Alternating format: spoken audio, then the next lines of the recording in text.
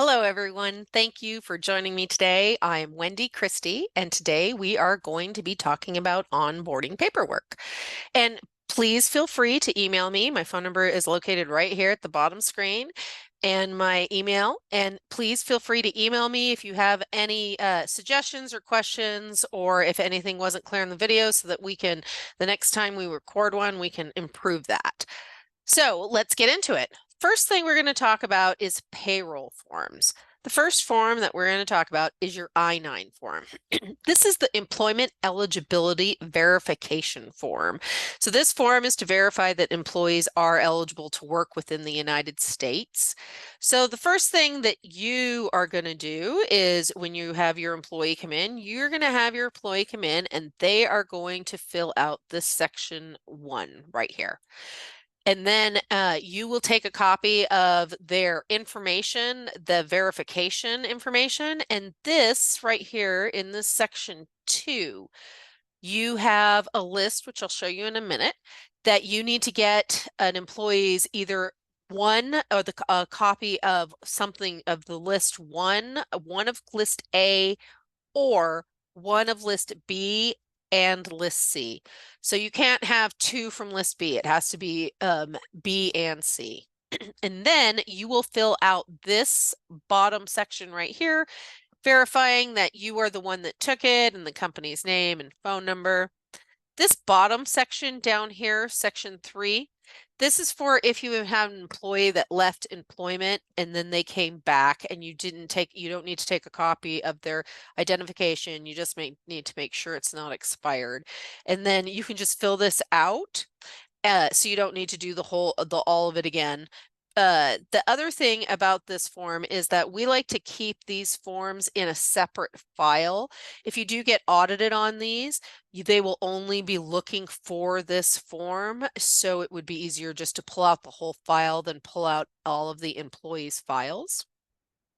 So here is the list. Let me erase that. Here is the list A right here. So you get one from here, or you get one from B and one from C. And that'll tell you exactly the paperwork that you need. So the next form that we are going to talk about is your W-4 form. This form is the employee's withholding tax allowance form. This form, this is where an employee will tell you what they need to do on what they need to withhold on the taxes. We highly recommend that you don't help them with this form. If they do have questions, the form has an informational kind of pamphlet on the back to help them with this. So this is the other payroll form. So next, let's discuss your payroll deduction form. A payroll deduction form is if you're going to be deducting anything out of an employee's check that is not customary, like taxes or health insurance. So then you're going to have them fill in, and you're going to fill in and sign the payroll deduction form. The thing that you want to remember is that all state laws a lot of them have different laws on what you can deduct from an employee's check. So if you look at your informational, it would give you the information about what you're allowed to deduct from your check in your state. So for an example here, Michigan, you are allowed to deduct for cash shortages, breakages, uniforms, and things like that. But the one thing that you do that it says in the law is that you cannot coerce or threaten an employee with discharge for not letting you deduct any of those. And we recommend that if you do deduct for anything like cash shortages or any of those, that you have them sign that it's a separate they sign every time you do that. So every time they you have them fill out another payroll deduction form for every time you're going to deduct for those. And the law also does specify that if you had overtime wages, that if they were paid over more than what they should have, so overpayment, you can deduct those from the check without a signature on that. So that would be your payroll that's your payroll deduction form. The next thing that we want to discuss is the invitation to self-identify. So this would be for veterans.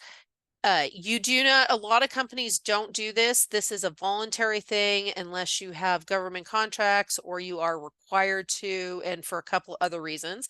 But you would give this to the employee so that they can identify as a veteran. Then you also have a sex and race identification form.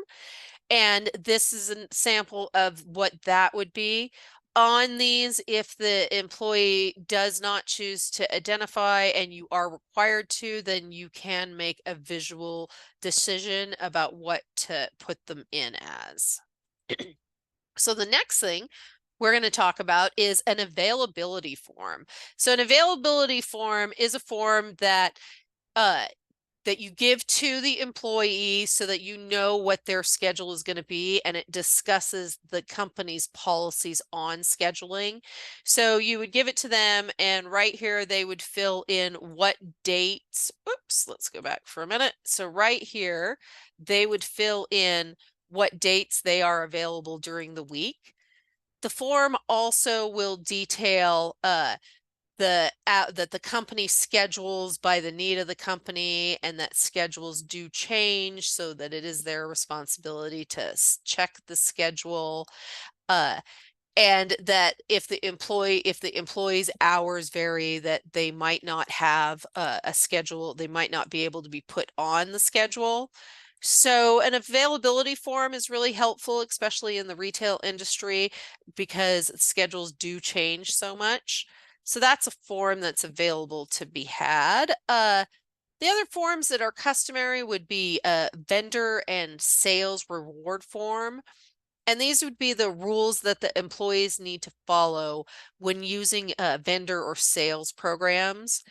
Things that are generally addressed in these forms are if there's a waiting period, approval by management before signing up or ordering sometimes, not to discuss the vendor sales programs with customers, how to deal with receipts if needed. If a receipt is needed for every program, do they get them at the end of the day? What happens if they don't get them? Things like that. No trading or exchanging. This is a big one with vendor programs, is that they are not allowed to resell their vendor products. So that's a customary form. Another one would be a cashier agreement. Now, this can be customized to each business individual needs. So these are used generally when a cashier is assigned one drawer for them to manage. Some states do allow deductions for shortages, as we saw in Michigan on tills. So you want to look at your informational to see that. And if that is the case for your state, then you would want to address that in the cashier agreement. And so you would address what an employee needs to do if they find cash shortages at the end of the evening. Do they report it to the manager right away? Things like that. That's another hiring form that you can have. Also, in regards to on your health insurance, you would want to have an ERISA, a consent for electronic distribution of material. This form allows companies to send employees benefit material via email as an attachment. So you would want to have that if you have doing that on your health insurance. And then you also want to have a health insurance form that informs employees when the waiting period is, and when the waiting period is over, how do they enroll? And if they are declining health insurance, then that would be included on the form that they are going to be declining health insurance. Another form would be a child support obligation disclosure form. This form is for employees who voluntarily informing the company about child support obligations. Employers are not allowed to discharge or discriminate against employees with support garnishments, but the employers are allowed to withhold from the garnishments for the processing of those. So you want to make sure you check your informational or even your employee handbook, and this is going to tell you what you are allowed to deduct per garnishment. Another thing at the time of hire, you're going to want to give your employees the offer letter. The offer letter spills out the specifics of the position. You would have the position title. If the position is hourly or salary, we do not recommend that you list an annual wage on this, just a maximum of what the monthly wage would be if they're salary. And if you have anything else that you want to address in the offer letter, you can address that. Other things would be at will employment. You definitely want to address that. The only states that are not at will is Montana, so Montana would be specific on that. And if you do have any questions on at-will employment, please view our at-will employment 15-minute videos so that you know what that is. Other things would be meals and breaks. When do they take their meals and breaks? Do they, ask their manager? Anything specific that maybe is a problem in your store? Entrances is another area that you can discuss if you want them to come in through the back entrance or the side entrance. And parking, when they're working, where do they park? That would be another great thing to put in an offer letter. So this is something that you can totally customize to what you need and what your store deals with the most. Another form that would be something that you can have is a grievance procedure or complaint procedure form. Now, this is just basically the policy in the handbook, but you are not allowed, but what you would need to do is, in order for it to help you, you need to not have it embedded in the handbook, so you just have it separate that you give them at the time of hire.